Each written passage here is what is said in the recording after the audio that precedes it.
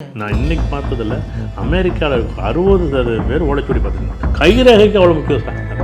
அதான் சொல்கிறேன், நம்ம ஊரில் கிளி ஜோசியத்துக்கும் கைரேகைக்கும் அமெரிக்காவில் அவ்வளோ முக்கியத்துவம். ஷேர் மார்க்கெட்டே ஜோதிடத்தை நம்பி தான் இயங்கிட்டு இருக்கு. நீங்கள் ஏறுனாலும் இறங்குனாலும் ஷேர் மார்க்கெட் இல்லாமல் ஜோதிடமே கிடையாது எனக்கு தெரிஞ்சு. உலகமே இயங்குகிறதே ஜோதிடத்துக்குள்ளே தான், நவகிரகங்களுக்குள்ளே தான். அப்புறம் ஷேர் மார்க்கெட்டு மட்டும் என்ன? ஜோதிடம்லாம் ஒன்றும் இல்லை, அது வெறும் போலி அறிவியல் தான், வெறும் நம்பிக்கை மட்டும்தான் அப்படின்னு சொல்லுவாங்க. நீங்கள் திறமையாக படிச்சிருக்காங்கல்ல, படித்தவங்க எல்லாருக்கும் வேலை கிடைக்கணும், ஏன் கிடைக்கலங்கிற கேள்வி. அந்த கேள்வி பதில் சொல்லுங்கள். இந்த அறிவியல், இன்றைக்கி சொல்லக்கூடிய அறிவியலை நீங்கள் நம்புறீங்கல்ல, நாளைக்கு சொல்லக்கூடிய ஒரு பெரிய அறிவியலை ஜோதிடத்தையே நம்பலை அப்படின்னு கேட்டேன். என்னமோ இயற்கை சார்ந்த நிகழ்வுகள் பஞ்சபூதங்களை ரொம்ப ரொம்ப அதீதமாக நம்புகிறாங்க. அதே பஞ்சபூதங்கள் தான் நிற்கிறாங்க. ராமநாதபுரத்துலேருந்து ஒரு பஸ்ஸு வெளில வரும்போது ஒரு அம்மா ஒரு கூடையோடு ஏறுறாங்க. அந்த பாம்பன் பாலத்துக்கு முன்னாடி அந்த அம்மா இறக்கி விட்றாங்க. கூடையில் இருக்கக்கூடிய கருவாட்டு வாடை நிறையா இருக்குதுன்னு அந்த அம்மா இறக்கி விட்ட கொஞ்சம் நேரத்தில் அந்த பஸ் ஆக்சிடென்ட் ஆகுது, எல்லாம் அடிபடுறாங்க. எங்கள் ஊரில் எனக்கு வேண்டிய நண்பர் கோல்டு மாடலுங்க, படித்து வீணாக போயிட்டான். மொத்தமாக படித்து பைத்தியமாகி மனநிலை பாதிக்க ஏற்பட்டு இறந்தே போயிட்டார். ஆச்சரியமாக இருந்துச்சு.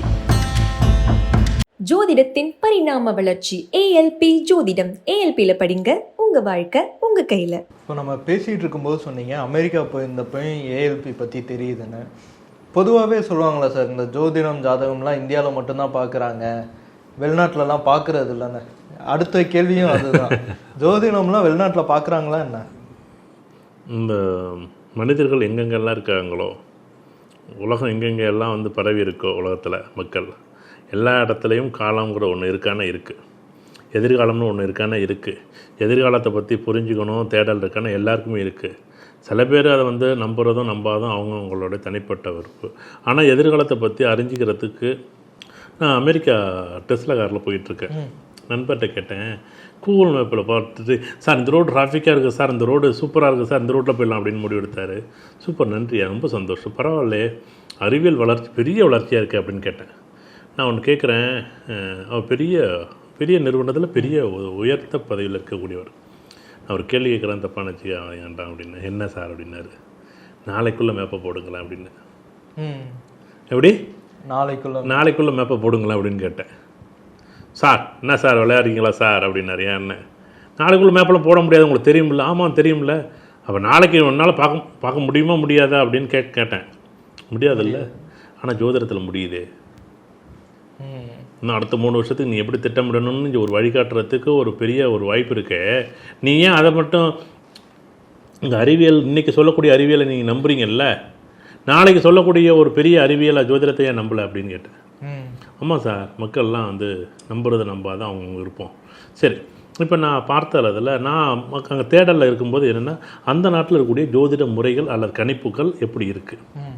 நம்ம இப்போ தனிப்பட்ட ஜாதகருக்கு லக்கணம்னு ஒன்று குறிக்கிறோம், நட்சத்திரம்னு ஒன்று இருக்கும், லக்கணம்னு ஒன்று இருக்கும், தசாபத்தின்னு இருக்கும். மேல்நாட்டு முறையில் முழுக்க சூரியனுடைய அடிப்படையில் மட்டும்தான் அந்த ஜாதகங்கள் கணிக்கப்படுது. இப்போ மேஷத்தில் சூரியன் இருந்தால், ரிஷபத்தில் சூரியன் இருந்தால், மிதனத்தில் சூரியன் இருந்தாலும் அப்படி குறிக்கப்படுது.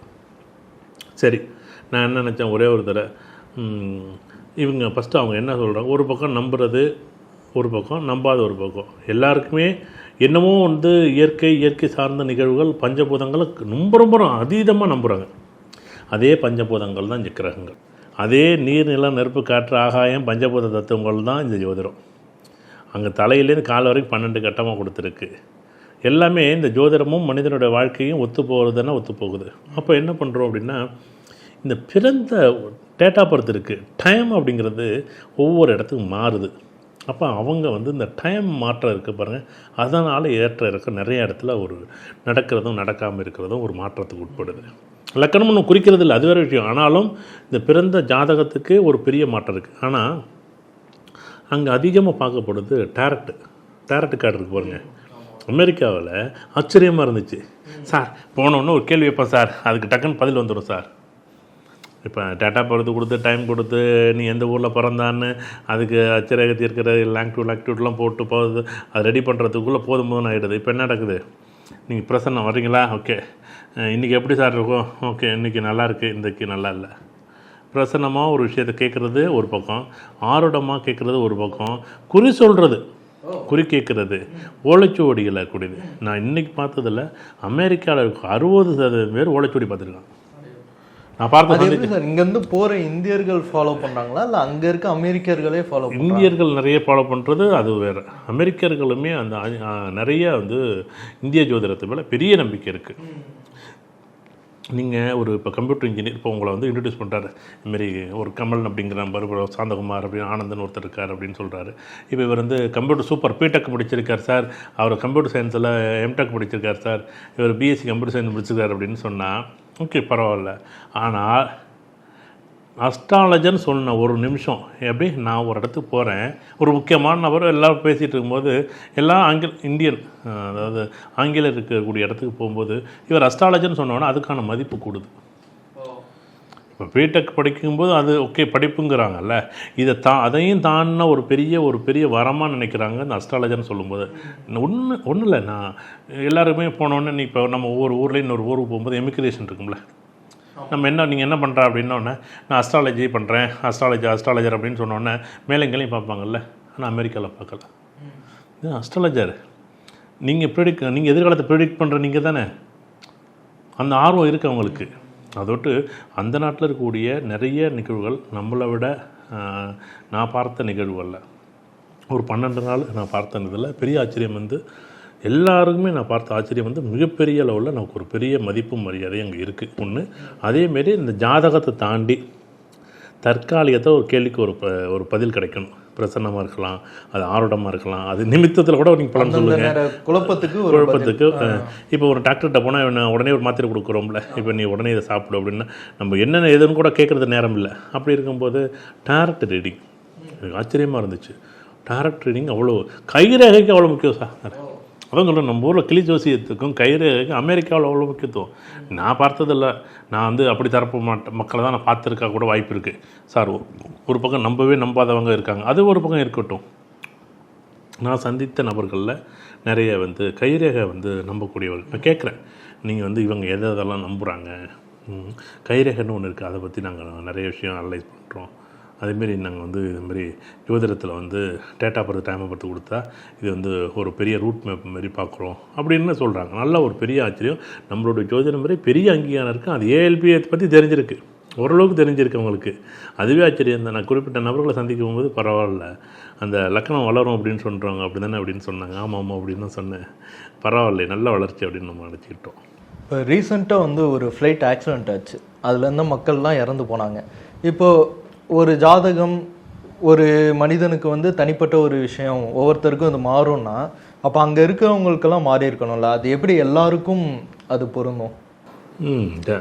இது பெரிய என்ன அப்படின்னா, நல்லது நடக்கும்போது எல்லோரும் ஒன்று கூடுவாங்க, கெட்டது நடக்கும்போது ஒன்று கூடுவாங்க. அப்படி தான் அந்த நிகழ்வு நடந்திருக்கும். எல்லாருக்கும் ஒரு காரணிகள் அது பொருந்தி இருக்கும். அது நமக்கு ஒரு 3 பேரோட ஜாதகமும் 4 பேரோட ஜாதகமும் அமெரிக்காவில் இதே கேள்வி கேட்டாங்க.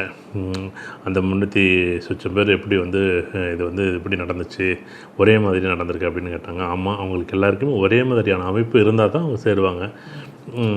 2009 நம்ம நினைக்கிறேன், ராமநாதபுரத்துலேருந்து ஒரு பஸ்ஸு வந்து வெளில வரும்போது ஒரு அம்மா வந்து ஒரு கூடையோடு ஏறுறாங்க. அந்த பாம்பன் பாலத்துக்கு முன்னாடி அந்த அம்மா இறக்கி விட்றாங்க. அந்த கூடையில் இருக்கக்கூடிய கருவாட்டு வாடை நிறையா இருக்குதுன்னு அந்த அம்மா இறக்கி விட்ட கொஞ்சம் நேரத்தில் அந்த பஸ் ஆக்சிடென்ட் ஆகுது, எல்லாம் அடிபடுறாங்க. அந்த அம்மாவுக்கு நேரம் நல்லா இருக்குது, நீ பிடிச்சவங்க அந்த அம்மா இறக்கி விட்டாங்க, அவங்ககிட்ட போனால் எல்லோரும் அடிபடுறாங்க அந்த பாம்பன் பாலத்தில். நீங்கள் ஒரு நிகழ்வு படிச்சிருப்பீங்க, ஒரு பேப்பரில் வந்த நிகழ்வு. அப்போ அந்த அம்மாவுக்கு நேரம் நல்லா இருக்கிறது தானே இறக்கி விட்றாங்க. இல்லை, இறக்கி விடவே முடியாது நேரத்தில். ஆச்சரியமான ஒரு நிகழ்வுன்னு வச்சுங்களேன் இது. அந்தமாரி நேரம் நல்லா இருந்துச்சுன்னா நீங்கள் எப்படியும் தப்பிச்சுக்கோங்க. நேரம் நல்லா இல்லை, அதுலேயும் ஒருத்தர் தப்பிச்சா இருப்பாருங்க, அதுதான் ஆச்சரியமாக இருக்குது. அவருக்கு ஏதோ ஒரு வகையில் அந்த நேரம் நல்லா இருந்துவிட்டு தானே அவரும் போயிருத்துருக்க வேண்டியது தானே.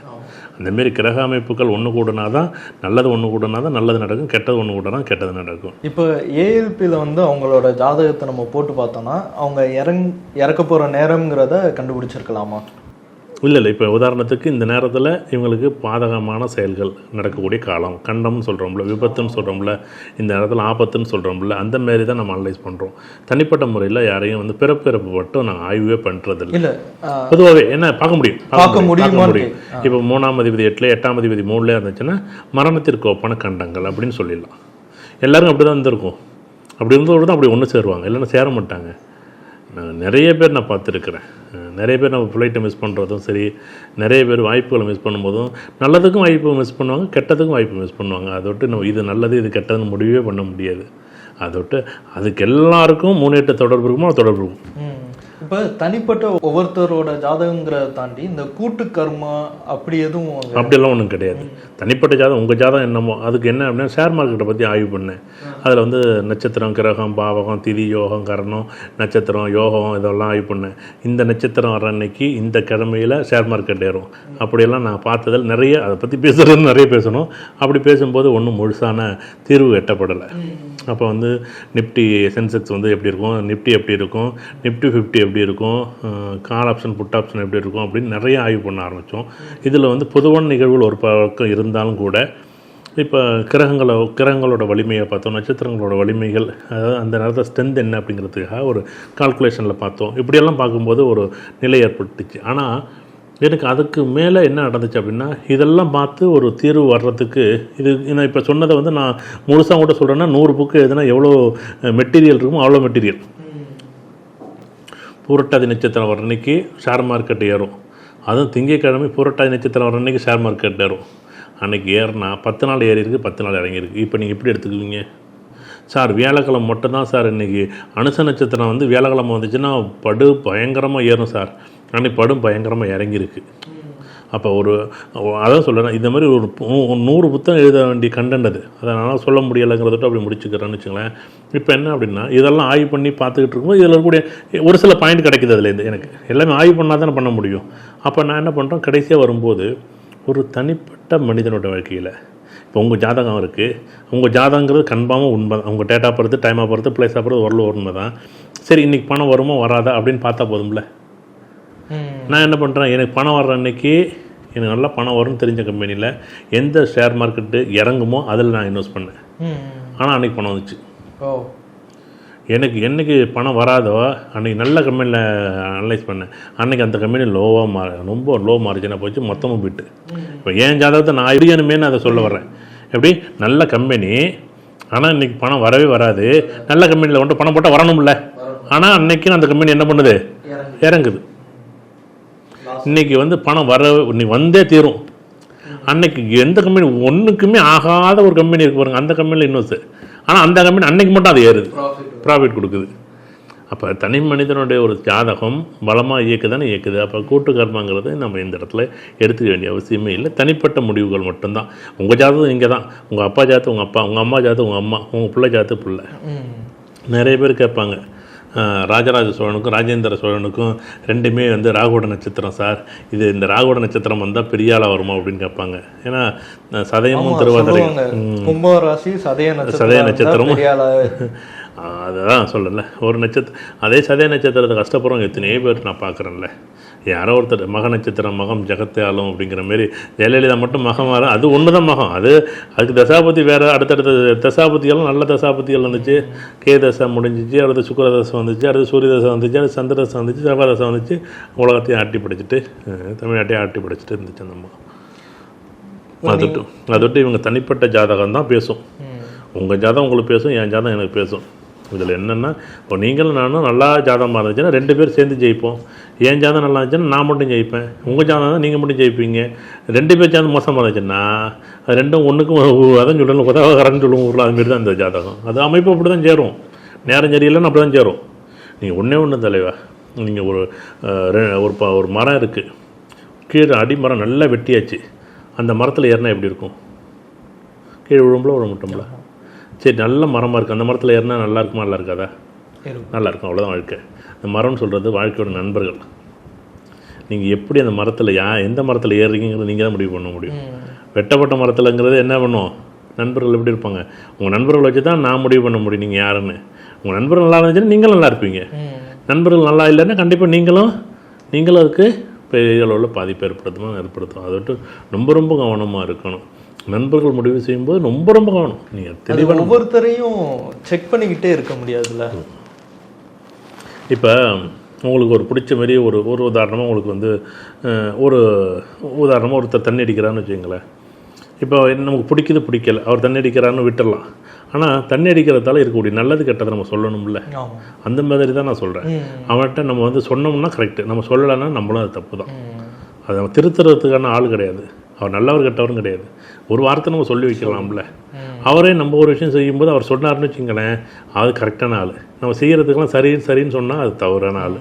அதை ரொம்ப கவனமாக நம்ம தான் பார்த்துக்கணும். ஜாதகம் தெரியாதவங்க, ஜாதகம் தெரிஞ்சால் 7ஆம் வீடு நல்லா இருக்குப்பா, இப்போ உனக்கு வந்து மேஷ லக்னமாக இருக்குப்பா, 7ஆம் வீடு சுக்கிரன் இருக்குப்பா, 7ஆம் வீட்டில் ராகு இருக்குப்பா, இதுமாரி உனக்கு வந்து 7ஆம் வீட்டில் வந்து சுக்கிரன் இருக்குது, 7ஆம் வீட்டில் செவ்வாய் இருக்குது, உனக்கு 7ஆம் வீட்டில் குரு இருக்குது அப்படின்னு நம்மளா சொல்கிறேன். ஒரு கிரகம் இருக்குது, அதோட நல்லது இல்லை, 7ஆம் வீட்டில் சனி இருக்குது அப்படின்னு சொல்லுவாங்கல்ல, அந்தமாரி சொல்கிறேன். அதோட தயவு செய்து வந்து கிரகம் ஜாதகம் தெரிஞ்சவங்க அனலைஸ் பண்ணிட முடியும். இப்போ உங்கள் ஜாதகத்தை விடுங்க, உங்கள் ஜாதகம் நல்லா தான் இருக்குது, சிம்ம லக்கணம் 7ஆம் வீடு வந்து நல்லா தான் இருக்குது, பரவாயில்ல, நண்பர்கள் வந்து நீ தவணம் வச்சு அப்படி அதுமாரி தான் ஜாதகத்தை பார்க்க முடியும். ஜாதகம் பார்க்காதவங்களுக்கு நீங்கள் உங்களுடைய ஆசைகளுக்கு தகுந்த மாதிரி அவங்க தலையாட்டினாங்கன்னா ரைட்டு, இது நல்லதுக்கு இல்லை. உங்கள் ஆசைகளுக்கு தகுந்த மாதிரி என்னென்னு கேள்வி கேட்டான்னா அவன் நல்லவர்கள், அதை புரிஞ்சுக்கணும். ஏன்னா நம்ம படிக்க போகும்போது மிக ஆரம்ப நிலையில் உங்களை நல்ல ஒரு வாழ்க்கையை வந்து திசை திருப்பது உங்கள் நண்பர்கள் தான். அதுக்காக தான் உங்கள் நண்பர்களோட சேர்க்கை மட்டும் ரொம்ப கவனமாக இருக்கணும். சின்ன குழந்தையாக இருந்தாலும் சரி, பெரியவங்களாக இருந்தாலும் சரி, நண்பர்கள் மட்டும் ரொம்ப கவனமாக இருக்கணும். நம்ம பேசும்போது ஒரு உதாரணத்துக்கு ஷேர் மார்க்கெட் பற்றி சொல்லுங்க.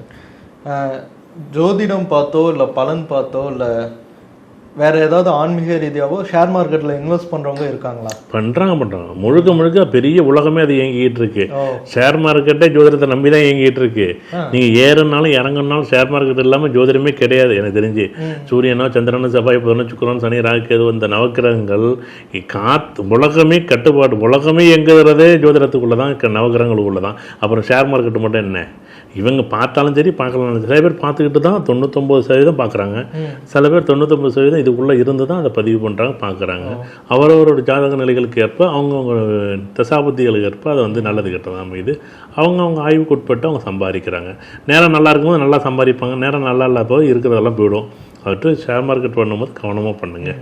ஏன்னா ஆசைகள் நிறையா இருக்கும்ல, நம்ம விட்டதை பிடிக்கிறோம் மொத்தமாக விட்டுருவோம். இங்கே 90 பேர் விட்டதை பிடிக்கிறோம், 90 பேர் போயிட்டு தான் இருக்குது, 10 பேர் மட்டும் தப்பிச்சிக்கிறாங்க. அது கொஞ்சம் கவனமாக இருக்கணும்.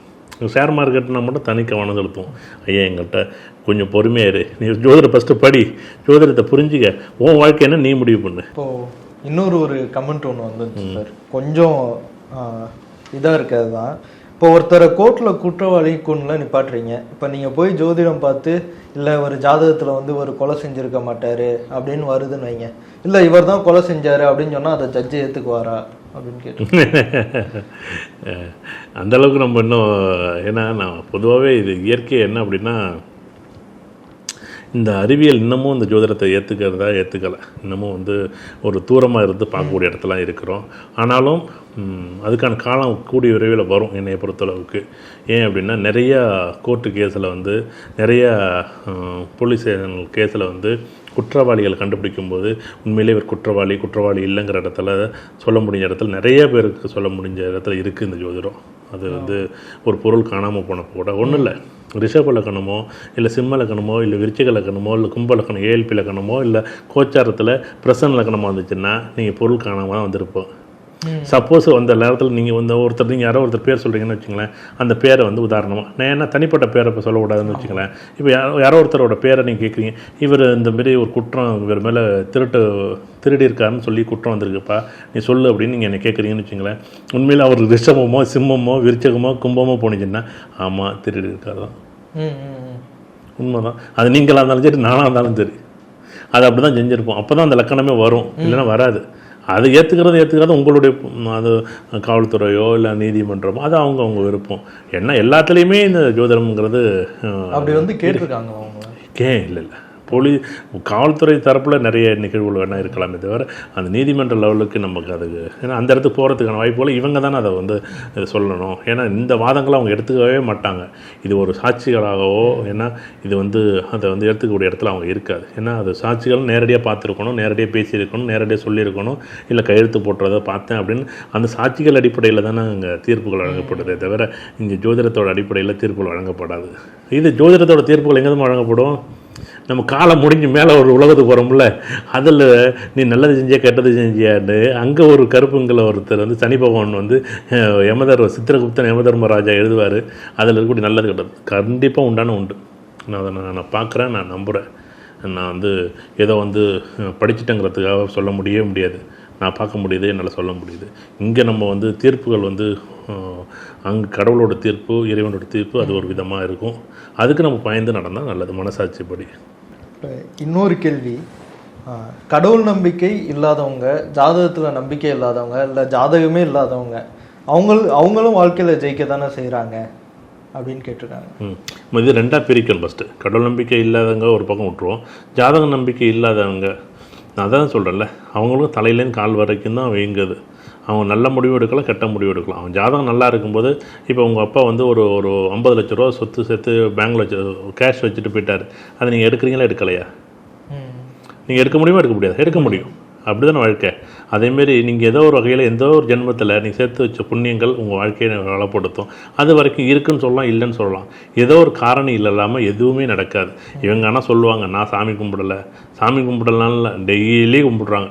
நான் பார்த்ததில் நீங்கள் சாமி கும்பிடலன்னு சொன்னால் கடவுள் இல்லைன்னு சொல்கிறாங்கல்ல, அவங்களும் ஏதோ ஒரு வகையில் வேறு ஏதோ ஒரு வகையில் அவங்க இயற்கையாகவோ பிரபஞ்சமாகவோ அவங்களுடைய உறவுகளாகவோ அவங்களுடைய முன்னோர்களாகவோ அவங்களுக்கு ஏதோ ஒரு வகையில் இந்த இடமா இருக்கலாம், அவங்களுக்கு பஞ்சபூதங்களாக இருக்கலாம், அவங்களோட தாத்தா பாட்டியாக இருக்கலாம், இப்படி ஏதோ ஒரு வழிமுறைகள் அவங்க பண்ணிக்கிட்டு தான் இருக்கிறாங்க.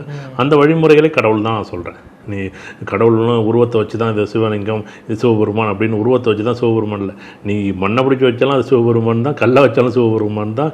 எல்லா இடத்துலையும் கடவுள் தான் இருக்கிறாரு. அதுமாரி காற்று மாதிரி தான் இந்த நவக்கிரகங்களும். எல்லா இடத்துலையும் நம்மளனாலும் அது நல்ல நேரம் இருக்கிற வரைக்கும் வண்டி ஓடும். நீங்கள் யார் ஜாதகம் பார்க்கலையோ எல்லா நேரமும் ஜெயிச்சுக்கிட்டு இருக்கோம், தோற்றுக்கிட்டே இருக்கிறவங்க இருப்பாங்க. நமக்கு சில பேர் தெரியும், சில பேர் தெரியாது. பேசியிருக்கிற வரைக்கும் தெரியும், சில பேர் தெரியாது. இப்போ நீங்கள் என்ன எழுதி வச்சுருக்கீங்க, நீங்கள் யாரெல்லாம் ஜாதகம் பார்க்கலையோ ஒரு குறிப்பிட்ட காலம் ஓடும், குறிப்பிட்ட காலம் ஓடாதுன்னு வச்சுக்கலாம். ஜாதகம் பார்த்தாலும் பார்க்கலனாலும் ஓடும். ஆனால் இதில் இப்போ கண்ணு தெரியாமல் போய் ஒரு இடத்துல குதிக்கிறதும் கண்ணு பார்த்துட்டு போய் குதிக்கிறதும் வித்தியாசம் இருக்குல்ல. அட்லீஸ்ட்டு ஒரு படத்தில் கூட நிறைய இடத்துல சொல்லுவார், லக்கி பாஸ்கர் படத்தில் கூட ஒரு போய் அந்த இது துல்கர் அப்படி சொல்லுவார்ல, நம்ம ஆட்டத்தை எப்படி ஆடுறோன்னு பிரச்சனை கிடையாது, எப்போ வெளியில் வர்றோங்கிறதான் முக்கியம். அந்த மாதிரி வாழ்க்கையில் எப்படி வெளியில் வரணுங்கிறதான் முக்கியமாச்சு. அதுதான் வாழ்க்கை. அதுமாரி தான் வாழ்க்கையில் வந்து ஜோதிடம் தெரிஞ்சுன்னா அந்த சிக்கல் இல்லாமல் வெளியில் வரலாம். ஜோதிடம் தெரியலைன்னா அது சிக்கலோட அது அந்த இடத்துல நிற்கணும். ஸோ ஒரு சில இடங்கள் அவன் ஜாதகம் அப்படி இருந்துச்சுன்னா அப்படி தான் நிற்பாங்க. நம்ம சொல்லியெல்லாம் கேட்க மாட்டாங்க. நாங்கள் எத்தனையோ பேர் பார்க்குறோம்ல, நம்மள்ட்ட கேட்க மாட்டாங்க, ஆனால் பார்க்குறோம்ல. ஜாதகத்தை நம்பலாங்கிறதுக்கு நம்ம விருப்பு அப்பாற்பட்டு தான் நம்ம பார்க்குறோம்லே தவிர இவர் நம்மகிட்ட ஜாதகம் பார்க்கல, இவர் நம்பவே இல்லை அப்படின்னு உங்கள் மேலே வெறுப்பெல்லாம் கிடையாது. பார்த்தாலும் பார்க்கலனாலும் அது உங்களுக்கு நடக்க வேண்டிய நடக்க தான் போகுது. அது நீங்கள் சிக்கல் இல்லாமல் வரணும்னு தான் நாங்கள் ஆசைப்பட்றோம். ஜோதிடர்கள் எல்லாருமே ஆசைப்படுறதுக்கு காரணம் தான். நிம்மதியாக வாழணும், சந்தோஷமாக வாழணும். உங்களுக்கான அளவீடு என்ன, உங்களுக்கான காலம் என்ன, உங்களுக்கான வரையறை என்ன, உங்களுக்கான பயிற்சிகள் என்ன, உங்களுக்கான முயற்சிகள் என்ன, உங்களுக்கான திட்டமிடல் என்ன, எது எப்போ எப்படி நடக்கணும், என்ன நடக்கணும், ஏது நடக்கணும், எதுக்காக நடக்கணும், எதுக்கு நடக்கக்கூடாது, எது நல்லது, எது கெட்டது, இப்படி 1000 கேள்விகள் இருக்குது நம்ம ஒரு விஷயத்தில். அதை தொட்டு நம்ம எப்பயுமே வந்து இந்த ஜோதிடம் பார்க்கும்போது கொஞ்சம் புரிதலோடையும் ஒரு அணுகுதலோடையும் கொஞ்சம் தெளிவோடையும் ஒரு உளவியல் ஒரு மனநல டாக்டர் எப்படி ஒரு மனநல மருத்துவர் எப்படி சொல்கிறாரோ அதேமாரி நாங்கள் ஒரு மனிதனோட வாழ்க்கை முறையை வழி நடத்துறதுக்கு ஒரு வாய்ப்பாக இருக்குது. ஜோதிடம்லாம் ஒன்றும் இல்லை, அது வெறும் போலி அறிவியல் தான், வெறும் நம்பிக்கை மட்டும்தான் அப்படின்னு சொல்கிறாங்களே. அது சொல்கிறவங்க சொல்லிக்கிட்டு தான் இருப்பாங்க. எது கடவுளே இல்லைன்னு சொல்கிற உலகம் தானே அது. ஜோதிடத்தை பற்றி என்ன இருக்குது? அதாவது நடக்காத வரைக்கும் எல்லாமே இப்படி தான் நடந்துச்சுன்னு வச்சுங்களேன். அதான் சொல்கிறேன்ல, நீங்கள் திறமையாக படிச்சிருக்காங்கல்ல, படித்தவங்க எல்லாருக்கும் வேலை கிடைக்கணும், ஏன் கிடைக்கலங்கிறத நான் கேள்வி. அந்த கேள்வி பார்த்து சொல்லுங்கள். திறமை இருக்குல்ல, படிக்காதவனுக்கு கூட வேலை கிடைச்சிருதுங்க, திறமை இல்லாதவங்க கூட வேலை கிடைச்சிருது சில நேரத்தில். இந்த திறமை இருக்கிறவங்களுக்கும் நல்லா சூப்பருங்க அந்த பையன், அப்படியே படிப்பும் திறமையும் சூப்பராக. எங்கள் ஊரில் ஒரு பையன், எனக்கு வேண்டிய நண்பர் ஒரு பையன், கோல்டு மெடலுங்க. படித்து வீணாக போயிட்டான் மொத்தமாக. படித்தே பைத்தியமாகி மனநிலை பாதிக்க ஏற்பட்டு இறந்தே போயிட்டார். ஆச்சரியமாக இருந்துச்சு. எல்லாருமே ரோல் மாடல்னு சொல்லுவாங்க அந்த பையனை பார்த்து. படிப்புன்னா அப்படி படிப்பார், அப்போ நான் அப்படி ஒரு வாழ்க்கைன்னா அப்படி இருந்தார். படித்து அதோட்டு வாழ்க்கையெல்லாம் அப்படியெல்லாம் இல்லை. எல்லாருக்கும் வந்து இவங்க சொல்கிறதெல்லாம் வந்து இவங்க நம்புகிறாங்க, நம்பலை, இது வேணும் வேண்டாம், நடக்குது நடக்கலை, எங்களுக்கு நடந்தாலும் சரி நடக்கலனாலும் சரி. நடக்கலைன்னு சொல்கிறதுக்கும் அந்த ஜாதகத்தில் அமைப்பு இருக்கிறது தான் நல்ல சொல்கிறார், போலி அறிவியல்னு சொல்கிறார். அதோட்டு அவரோட ஜாதகம் அப்படி இருக்குது, சனி பகவானோட வேலை அது கொஞ்சம் ஆய்வுத்தனமாக தான் வேலை செய்யும். புதனும் சனியும் சேர்ந்துச்சுன்னா எப்படி அது ஒரு பலமாக தான் போராடும். நீதிபதிக்கும் வக்கீலுக்கும் எப்படி ஒரு போராட்டம் இருக்கும், அதேமாரி தான் அது எப்பயுமே ஒரு போராட்டம் இருந்துக்கிட்டு தான் இருக்கும் அவருக்கு. வாழ்க்கைனாலே எல்லாத்தையும் ஆய்வு பண்ண முடியாதுங்க. எல்லாத்தையும் ஆய்வு பண்ணுறதுன்னா மலை எப்படி உருவானுச்சுன்னு ஆய்வு பண்ணால் அவ்வளோதானே. மலையிலேயே சந்தோஷம் பயணிக்கிறத விட்டுவிட்டு மலை எப்படி உருவானுச்சு, கடல் எப்படி உருவானுச்சு, இயற்கையோட கோட்பாடு எவ்வளோ பெரிய கோட்பாடு, எவ்வளோ காலங்கள் அழகாக வந்து பெரிய பிரம்மாண்டத்தை பண்ணி வச்சிருக்கு. அதை விட்டு அது இயற்கையோட அமைப்பு. அது அவர் நம்பினாலும் சரி நம்பலனாலும் சரி அவரோட ஜாதகத்தோட அமைப்பு அவ்வளோதான். அவருக்கெல்லாம் விளக்கம் சொல்லவே முடியாது அப்படி தான் சொல்லணும்.